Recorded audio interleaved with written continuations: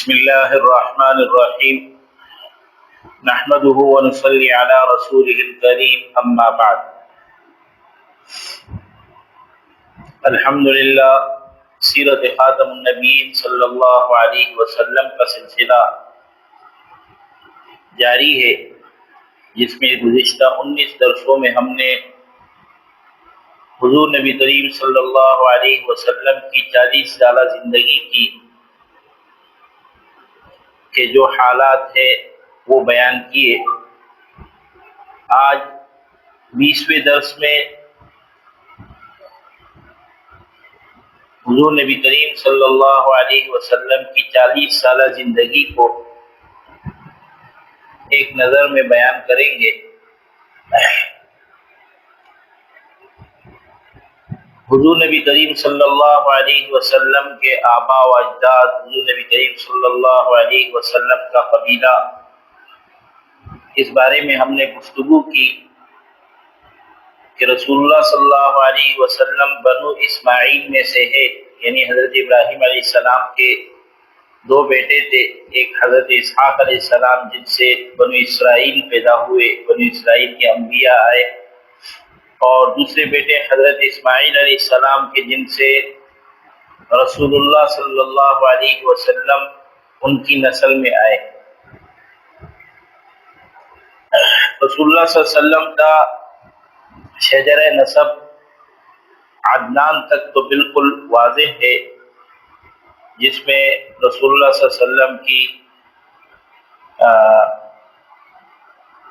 کے آباء و اجداد کا تذکرہ، جس میں محمد بن عبداللہ بن عبد المطلب بن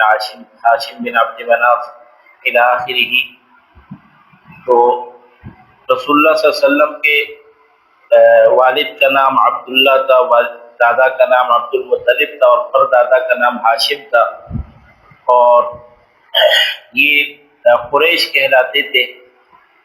بنو عدنان کی اولاد میں سے قریش تھے، اور قریش میں سے پھر بنو ہاشم کہلائے۔ بنو ہاشم، حضرت ہاشم جو رسول اللہ صلی اللہ علیہ وسلم کے پردادا تھے، اور رسول اللہ صلی اللہ علیہ وسلم کے پردادا ہاشم کا نام ہاشم اس لیے پڑا کہ رسول اللہ صلی اللہ علیہ وسلم کے پردادا جو تھے یہ حاجیوں کو اور مکہ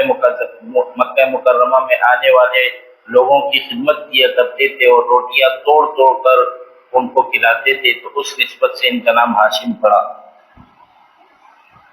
پھر ان کے بیٹے تھے عبد المطلب، اور عبد المطلب یہ رسول اللہ صلی اللہ علیہ وسلم کے دادا تھے، اور تاریخ کی کتابوں میں لکھا ہے کہ زمزم کا کنواں غائب ہو گیا تھا، پھر وہ زمزم کا کنواں حضرت عبد المطلب کو خواب میں اس کی طرف اشارہ ملا، حضرت عبد المطلب نے اس کی کھدائی کی، اور وہ زمزم کا کنواں دوبارہ اس کا استعمال شروع ہوا۔ پھر حضرت عبد المطلب کے تقریباً 10 بیٹے تھے، جن میں سے ایک بیٹے کا نام حضرت عبداللہ تھا، اور حضرت عبداللہ یہ رسول اللہ صلی اللہ علیہ وسلم کے والد تھے۔ حضرت عبداللہ کی شادی حضرت آمنہ سے ہوئی۔ تو رسول اللہ صلی اللہ علیہ وسلم کے والد کا نام عبداللہ تھا، اور والدہ کا نام آمنہ تھا۔ رسول اللہ صلی اللہ علیہ وسلم کی پیدائش سے پہلے رسول اللہ صلی اللہ علیہ وسلم کے والد حضرت عبداللہ کا انتقال ہوا، اور آپ جب پیدا ہوئے تو آپ یتیم تھے۔ پھر آپ علیہ السلام کی رضاعت، کیونکہ عرب کے اندر یہ دستور تھا کہ جب بچہ پیدا ہوتا تھا تو اس کو ثقافت سکھانے کے لیے اور اپنی زبان سکھانے کے لیے گاؤں دیہات کی طرف بھیجا جاتا تھا۔ تو رضاعت کے لیے بنو سعد سے جو عورتیں آئی تھی، اس میں حضرت حلیمہ سعدیہ رسول اللہ صلی اللہ علیہ وسلم کی رضاعی ماں بنی، اور حضرت حلیمہ سعدیہ کے گھر نبی کریم صلی اللہ علیہ وسلم ان کے گاؤں گئے، وہاں پر 4 سال زندگی گزاری۔ بنو سعد یہ طائف شہر میں ایک علاقہ ہے بنو سعد، اور وہاں پر رسول اللہ صلی اللہ علیہ وسلم نے 4 سال گزارے۔ پھر اس کے بعد رسول اللہ صلی اللہ علیہ وسلم کو 2 سال کے لیے حضرت حلیمہ لے کر آئی، اور حضرت آمنہ نے 2 سال تک اپنے پاس رکھا۔ پھر حضرت آمنہ مدینہ منورہ جو اس وقت یثرب کہلاتا تھا وہاں پر گئی، اپنے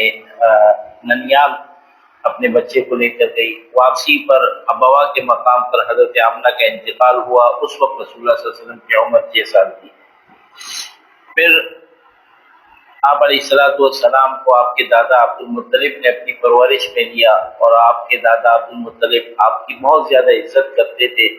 حضرت عبد المطلب کے بارے میں آتا ہے کہ ان کے لیے مکہ مکرمہ کے سامنے، خانہ کعبہ کے سامنے ایک قالین یا ایک تخت جو کہتے ہیں وہ بچھایا جاتا تھا، اس پر عبد المطلب کے علاوہ کوئی نہیں بیٹھ سکتا، لیکن رسول اللہ صلی اللہ علیہ وسلم چھوٹے تھے، ابھی 7-8 سال کے، وہاں جا کے بیٹھ جاتے، تو کوئی منع کرتے،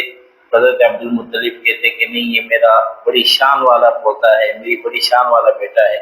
اس کو بیٹھنے سے منع نہ کرو۔ تو پھر رسول اللہ صلی اللہ علیہ وسلم حضرت عبد المطلب کی پرورش میں 2 سال رہے۔ 8 سال کی عمر میں جب رسول اللہ صلی اللہ علیہ وسلم پہنچے تو حضرت عبد المطلب کا بھی انتقال ہو گیا۔ پھر آپ علیہ الصلوۃ والسلام کی پرورش آپ کے چاچا ابو طالب کے پاس آئی، اور آپ اپنے چاچا کے ساتھ رہے، اور 9 سال کی عمر میں رسول اللہ صلی اللہ علیہ وسلم نے بکریاں چرانا شروع کی، اور تاکہ اپنا بوجھ خود اٹھا سکے، اور چونکہ تمام انبیاء نے بکریاں چرائی ہیں، بکریاں چرانا یہ انبیاء کی سنت ہے، تو رسول اللہ صلی اللہ علیہ وسلم نے بھی بکریاں چرائی، اور 12 سال کی عمر تب تک پہنچے تو ابو طالب کو شام کا سفر کرنا تھا، تو شام کے سفر کے لیے ابو طالب روانہ ہوئے، تو رسول اللہ صلی اللہ علیہ وسلم چھوٹے بچے تھے، اور ابو طالب کو جاتے ہوئے دیکھ کر انہوں نے، جیسے بچے قمیص سے کسی کو پکڑتے ہیں کہ میں نے بھی آپ کے ساتھ جانا ہے، تو رسول اللہ صلی اللہ علیہ وسلم نے بھی ابو طالب کو قمیص سے پکڑا کہ میں آپ کے بغیر نہیں رہوں گا، آپ، کیونکہ اور کوئی تھا ہی نہیں، نہ ماں تھی، نہ باپ تھے، نہ دادا، کوئی بھی نہیں تھے، وہی ابو طالب ان کی کفالت کرتے تھے، اور ان کی پرورش میں وہ ان کے لیے سب کچھ تھے۔ تو ابو طالب تو نہیں لے جانا چاہ رہے تھے کہ سفر ہے، تھکاوٹ ہوگی، حالات آئیں گے، لیکن بہرحال ابو طالب اپنے ساتھ سفر پر لے گئے۔ پھر جب شام کے سفر پہ گئے، وہاں پر شام کے سفر سے پہلے ابو طالب نے ان کو، وہاں کے ایک راہب نے دعوت دی، اور سارے قبیلے کے لیے دعوت کی۔ جب قبیلے کے لیے سارے لوگ آئے تو وہ راہب دیکھتے دیکھتے سب آئے، کہا کہ کوئی رہ گیا، تو کہنے والوں نے کہا کہ ہاں ایک بچہ ہے، اس کو سامان کے ساتھ روکا ہے، کہا کہ اسی کے لیے تو دعوت کی ہے، اسی کو تو میں اصل مہمان تو وہ ہے میرا۔ اور پھر آپ علیہ السلام آئے، چھوٹے سے بچے تھے وہ راہب نے، اور ابو طالب بھی حیران تھے کہ یہ راہب کبھی اپنے گرجا سے کبھی نکلا نہیں ہے، آج یہ کیسے نکل آیا، کیونکہ جب بھی سفر کیا وہ راہب کبھی نہیں نکلا، اور آج انہوں نے سارے عرب کے جتنے مسافر تھے، جو تاجر تھے، ان سب کے لیے دعوت کی۔ اور پھر اس کے بعد یہ ہوا کہ اس راہب نے رسول اللہ صلی اللہ علیہ وسلم سے کچھ سوالات کیے، اور آپ کی کمر مبارک کو دیکھا تو اس پر ان کو وہ جو مہر نبوت تھی اس کا نشان نظر آیا، تو انہوں نے اس کو چوما، اور آپ علیہ الصلوۃ والسلام کے ہاتھوں کو، پاؤں کو چومنے لگے، تو سارے لوگ حیران تھے کہ کیا ہوا۔ تو اب اس راہب نے ابو طالب سے کہا کہ ابو طالب، آپ اس بچے کو آگے سفر پہ نہ لے جائے، بڑی شان والا بچہ ہے، اور یہود اس کو قتل کر دیں گے۔ اور پھر ابو طالب نے کہا کہ آپ نے کیسے پہچانا؟ اس نے کہا کہ میں، جب آپ لوگ پہاڑی سے اتر رہے تھے تو میں اپنی گرجا کی کھڑکی سے دیکھ رہا تھا کہ جتنے بھی شجر اور حجر تھے، یعنی درخت تھے، پتھر تھے، اس بچے کو دیکھ کر وہ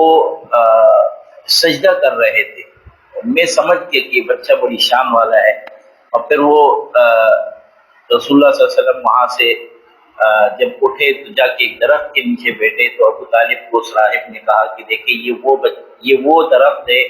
کہ اس درخت کے نیچے نبی کے علاوہ کوئی نہیں بیٹھ سکتا، اور یہاں پر حضرت عیسیٰ علیہ السلام بیٹھے تھے، اور عیسیٰ علیہ السلام کے بعد آج یہ بچہ بیٹا ہے، تو یہ نبی آخر الزماں ہے۔ تو پھر ابو طالب نے ان کی بات مانی، اور رسول اللہ صلی اللہ علیہ وسلم کو واپس مکہ مکرمہ کی طرف روانہ کیا۔ وہاں سے پھر زندگی کا سلسلہ چلتے چلتے 15 سال کی عمر میں حلف الفضول جو ایک معاہدہ ہوا تھا مکہ مکرمہ میں کہ مظلوم کے ساتھی ہوں گے ظالم کے خلاف، اس معاہدے میں رسول اللہ صلی اللہ علیہ وسلم نے شرکت کی۔ پھر 25 سال کی عمر میں حضرت خدیجہ کا سامان لے کر ان کے غلام ان کے ساتھ تھے، انہوں نے جب سفر کیا تجارت کے لیے شام کی طرف، تو اس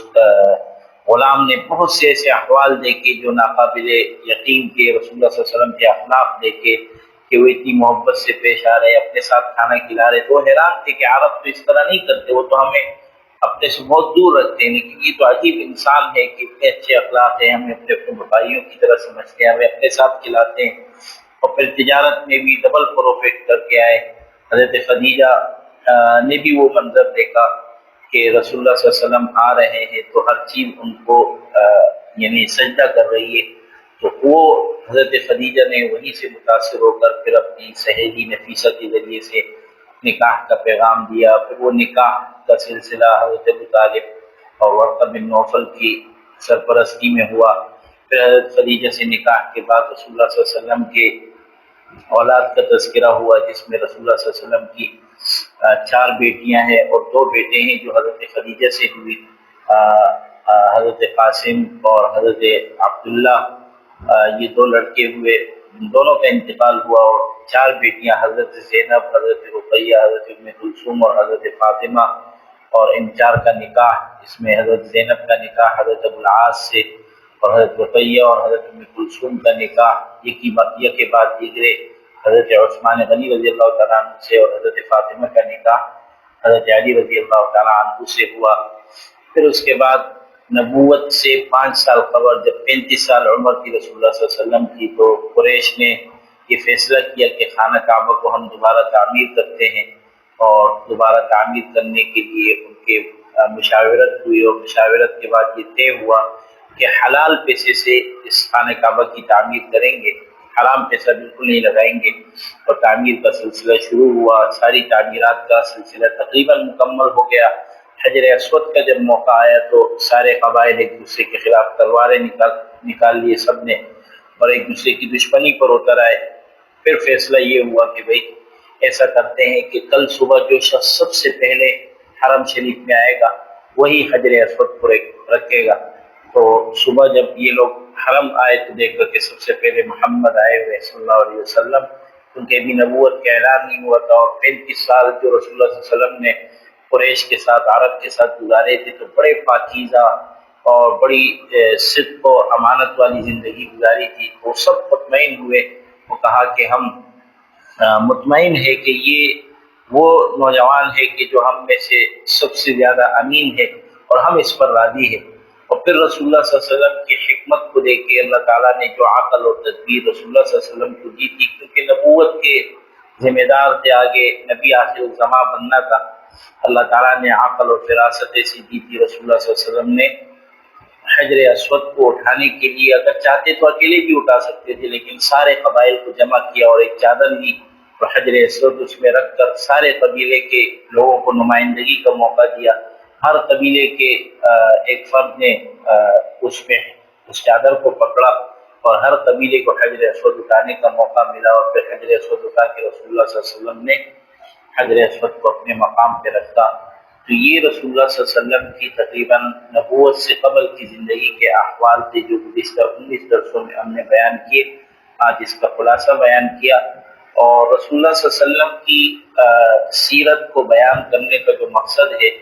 وہ یہ ہے کہ ہمیں رسول اللہ صلی اللہ علیہ وسلم کی زندگی کا ہر پہلو سامنے آ جائے، کہ آپ کی پیدائش کا معاملہ ہو، آپ کی رضاعت کا معاملہ ہو، آپ کے بچپن کے معاملات ہو، پھر بچپن میں بکریاں چرانا، تجارت کرنا، نیکی کے معاہدے میں شریک ہونا، پھر اسی طرح تجارت کے لیے پھر جانا، پھر نکاح کرنا۔ خاص کر جو یہود اور ہنود رسول اللہ صلی اللہ علیہ وسلم پر ایک الزام لگاتے ہیں کہ یہ شادیاں زیادہ کی، حالانکہ رسول اللہ صلی اللہ علیہ وسلم کی عمر دیکھ کے خود 25 سال ہے اور ایک 40 سال کی عورت سے شادی کر رہے، تو یہ بھی ایک منظر ہے کہ جو دیکھنے کے قابل ہے کہ رسول اللہ صلی اللہ علیہ وسلم پھر 50 سال تک، یعنی 50 سال تک انسان کی خواہشات ختم ہو جاتی ہے، رسول اللہ صلی اللہ علیہ وسلم نے 50 سال تک جب تک حضرت خدیجہ حیات تھی کوئی دوسری شادی بھی نہیں، اور اس کے بعد جو شادیاں ہوئی وہ تو سب یعنی ایک اللہ تعالیٰ کی طرف سے معاملہ تھا رسول اللہ صلی اللہ علیہ وسلم کی شادیوں کا۔ تو یہ یہود کی ایک بیکار قسم کی ایک الزام تراشی ہے جو رسول اللہ صلی اللہ علیہ وسلم پر کرتے ہیں۔ بہرحال سیرت خاتم النبیین بیان کرنے کا مقصد یہ ہے کہ ہمیں رسول اللہ صلی اللہ علیہ وسلم کی زندگی کے احوال معلوم ہو جائے، اس کے مطابق ہم اپنی زندگی، اپنے بچوں کی زندگی، اپنے گھر کے افراد کی زندگی، گھریلو زندگی، معاشرتی زندگی، تجارتی زندگی اور اس طرح کی زندگی کو اپنانے کی کوشش کرے۔ یہی مقصد ہے سیرت خاتم النبیین صلی اللہ علیہ وسلم کا۔ اور چونکہ قرآن کریم میں بھی اللہ پاک نے فرمایا کہ قل ان کنتم تحبون اللہ فاتبعونی یحببکم اللہ ویغفر لکم ذنوبکم، تو اتباع سنت کی مقصود ہے، اور رسول اللہ صلی اللہ علیہ وسلم کی زندگی سب سے بہترین زندگی ہے، یعنی اس کو اسوہ حسنہ قرار دیا ہے۔ تو اللہ تعالیٰ ہمیں رسول اللہ صلی اللہ علیہ وسلم کی زندگی کو، ان کی تعلیمات کو، ان کی سنتوں کو اپنانے کی توفیق عطا فرمائے، اور سیرت خاتم النبیین صلی اللہ علیہ وسلم سن کر ہمیں دوسروں کو بتانے کی اور خود اس پر اور دوسروں کو عمل کروانے کی کوشش کرنی چاہیے۔ اللہ تعالیٰ ہمیں ان سیرت خاتم النبیین صلی اللہ علیہ وسلم کے صدقے اللہ تعالیٰ ہماری دنیا بھی اچھی بنائے اور ہماری آخرت بھی اچھی بنائے، اور کل قیامت کے دن ہمیں حضور نبی کریم صلی اللہ علیہ وسلم کی شفاعت نصیب فرمائے۔ وآخر دعوانا الحمد للہ رب العالمین۔